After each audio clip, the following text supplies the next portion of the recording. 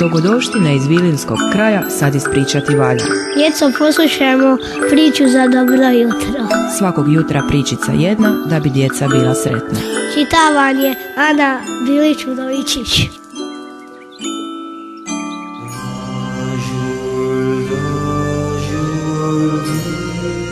Korlak i smrt. Bio je jednom jedan čovjek koji je odbijao umrijeti. Učinio bi taj sve samo kako bi prevario smrt. Jednom je prilikom prenio i kugu u svoje selo.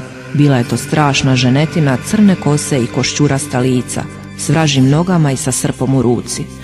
Budući da su ljudi stražarili pred selom i pucali iz pušaka kako se kuga ne bi provukla, odluči je čovjek prenijeti na leđima. U početku mu se činila laka kao pero, no uskoro mu bivala sve teža i teža dok je napokon nije ispustio pred kućnim pragom. Tada sklopi još jedan savez sa kugom. Zamoli ga ona da u njegovoj kući rodi dijete, malog kugića, i da će zaobići njegovu kuću kada bude morila po selu. Svidjelo se to čovjeku, bio je to pravi način kako će još jednom izbjeći smrt. I rodila kuga crno, grdo dijete u njegovoj kući, te nastavila kako je naumila. Pomorila je čitavo selo, no kuću onog čovjeka nije dirala. Odahnu on, no ne zadugo. Uskoro kolera zaharala njegovim krajem. To je smrt šalje po mene, ustraši se čovjek. I kao i svaki put do sada, još jednom dosjeti se kako prevariti smrt. Sklopio on kumstvo s tom sićušnom ženom, koja je imala jedno oko i jedno uho, te isto toliko zubiju gore i dolje. No zato je imala 2 jezika i 3 nozdrve, iz kojih je sukljala otrovna para. Obeća mu kolera kako će ostati on živ, jer jedino na njega neće puhnuti i oliznuti ga jezikom. I tako još jednom čovjek prevari smrt. No znao je da to nije dobro rješenje, jer smrt ne odustaje. Nakon kolere opet će smrt poslati nešto, i onda još nešto, i tako sve dok ga ne uhvati. I upravo tada bljesne mu najsavršenija ideja dotad. Prevariti smrt možeš jedino tako da i sam postaneš smrt, a da pritom nisi mrtav. Stoga odluči čovjek umrijeti, ali ne kako bi bio mrtav, već kako bi postao jedan od nemrtvih, jedan od onih koji su već davno završili svoj ljudski život, ali se i dalje ustaju iz mrtvih i vraćaju se kako bi živjeli vječnim životom. Odluči on postati Korlak, Kudlak, Vukozlak, Ukozlak, Vukodlak ili kako li je već narod zvao te noćne nemani, pa ode ravno k vragu da s njim sklopi savez. Obvezao mu se čovjek na vječnu službu samo ako ga ovaj pretvori u Korlaka. Vrag pristade. Odgovaralo crnom đavlu imati tako odanog slugu. Čovjek si prereže vene kako bi što prije pohitao u svijet nemrtvih. Pokopali ga seljani na mjesnom groblju, a na nadgrobnu ploču, na njihovo čuđenje, ali po njegovoj želji, dadoše ispisati: ovdje je pokopan onaj koji nikad neće umrijeti. Nakon 40 dana, koliko je potrebno da se netko pokorlači, siđe vrag u čovjekov grob, sadre mu kožu, pokupi krv i salije je u mješinu. U mijeh mu utjera i dušu, jer Korlak se rađa u mijehu. Već sutradan za punog mjeseca ustade čovjek iz svoje groba, ali ne bi više čovjek, već Korlak. Kako to priliči vražjoj sluzi, krene se on skitati po selu, strašiti i napastovati čeljad.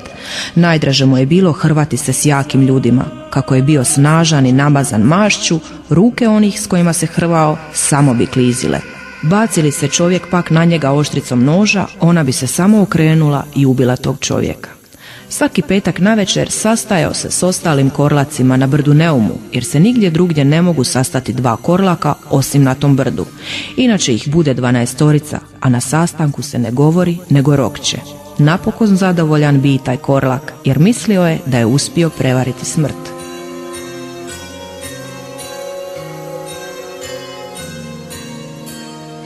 No nitko ne može izbjeći smrti, pa tako ni on. Dosadilo ljudima u selu trpjeti ga, pa pozvaše 3 popa i crkvenjaka, uzeše glogove i drenove kolce pa ravno na groblje. 3 put ga tražiše u grobu, a njega nigdje. Haračio Korlak negdje po kraju, napokon ga dozvaše zvonima. Kad se pojavio, nasta strašna borba. Drži amo, drži tamo, nikako ga ne uspijevaše savladati.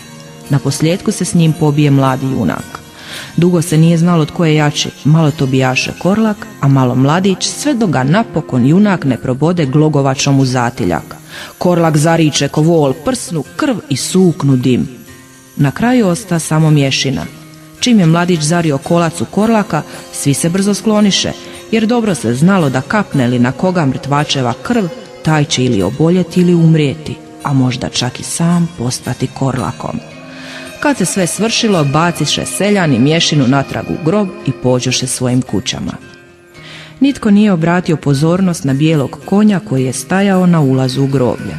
No nije to bio bilo kakav konj, bila je to sama smrt. Koliko god je pokušavao i koliko god se trudio, nije ju mogao izbjeći. Jer svi umiru, pa tako i on, čovjek koji je odbijao umrijeti. Upravo zbog njegove strašne želje da ne umre, koja ga je pretvorila u zlobnika, nitko nikad mu nije posjećivao grob. Stoga nitko ni ne primijeti da mu na nadgrobnoj ploči više nije pisalo: ovdje je pokopan onaj koji nikad neće umrijeti, već nitko ne može umaći smrti, pa ni ovaj ovdje koji je mislio da nikad neće umrijeti.